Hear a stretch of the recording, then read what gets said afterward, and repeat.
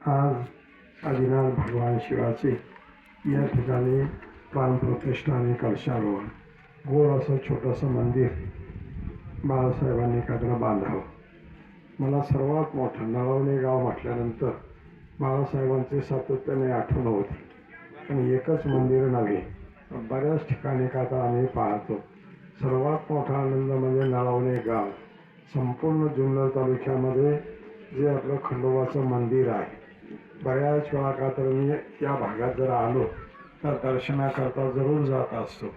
एवढी स्वच्छता, एवढा टापटीपणा जवळजवळ आपल्या पंचक्रोशीमध्ये कुठेही मंदिर पाहायला मिळत नाही. एक काळ असा होता, थोड्याशा बऱ्याच ठिकाणी सुधारणा झाल्या, परंतु नंतर त्याचं सातत्य राखणं फार अवघड आहे.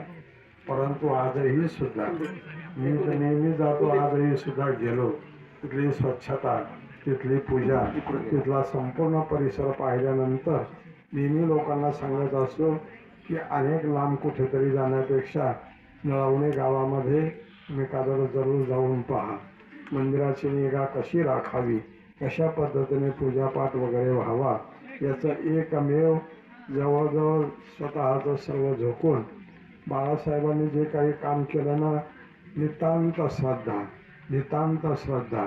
मग मूर्ती बदलण्याचं काम असू द्या किंवा सुरुवातीला जेव्हा महान तपस्वी असणारे गगनगिरीजी महाराज, बहुतेक ठिकाणी का तर येणं जाणं अवघड असायचं, परंतु केवळ तुम्हाला ग्रामस्थांची पुण्याई आणि बाळासाहेबांचे कष्ट या माध्यमातून त्यांचंही आगमन या ठिकाणी व्हावं अतिशय गोड आहे.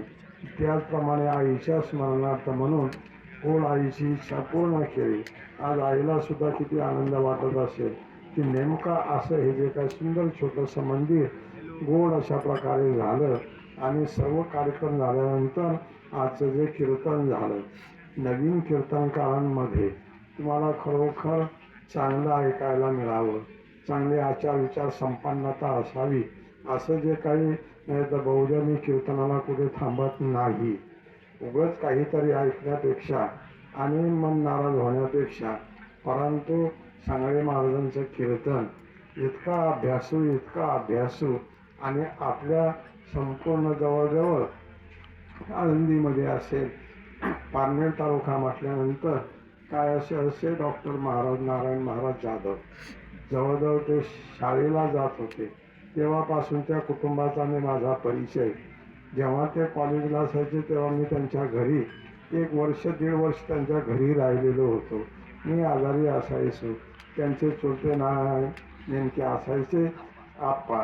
या त्यांचं का तर नितांत असलेलं प्रेम आज मी तिला जसं जीवन म्हटल्यानंतर छोटू नाना, पारनेर तालुक्यामध्ये छोटू नानांचा अतिशय गोड परमार्थ शेवटपर्यंत तद्वत पारनेर तालुक्यामध्ये किंवा आपल्या जुन्नर तालुक्यामध्ये डॉक्टर महाराजांचं जिथं जिथं का तर सहवास झाला, ती माणसं खूप अशा प्रकारे सुखी झाली.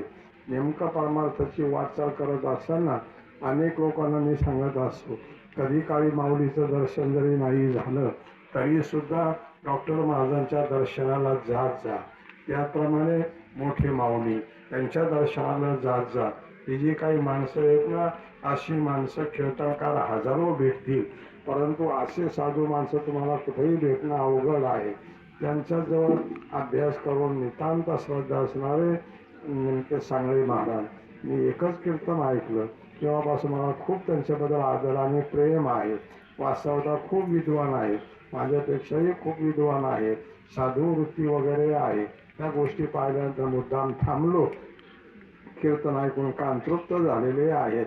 तुम्ही सुद्धा कीर्तन चांगले ऐकत जा. आचार विचार संपन्न जिथं असेल त्यांची कीर्तनं वगैरे का तर ऐकत जावी. एवढा गोड अभ्यास आणि गोड चिंतन बरीचशी वेळ झालेली आहे. नेमकं बाळासाहेबांनी मला जे काय सांगितलं, कलशारोहण मूर्ती प्राणप्रतिष्ठा करता या. बहुधा मी अलीकडे कुठेही जात नाही, तब्येत बरी नसते, परंतु चला जिथं ज्या कुटुंबाचं आपल्यावर नितांत प्रेम, त्या प्रेमामुळं आणि सांगळे महाराजांचं नाव ऐकल्यावर म्हटलं चला दोन्ही गोष्टी घडतील. मग आता कीर्तनही ऐकू आणि आपली सेवा जी असेल तीही करू. तुम्हा सर्वांच्या गाठी भेटी धन्य झाल्या. असंच परस्परांबद्दल प्रेम शिकलेंदुवत वृद्धिंगत होत राहो अशी नेमका देवाच्या चरणी प्रार्थना करतो आणि शब्दांना विराम देतो. साच्यानी मावळ मितले आणि असाळ शब्द देसे कल्लोळ अमृत असे. हरिभक्तपर्यंत तुळशीराम महाराज सरकटे आपल्या सगळ्यांचं आराध्य आणि प्रेरणास्थान असणारे व्यक्तिमत्व त्यांनी शुभेच्छा दिलेल्या आहेत. मी सन्मान करतोय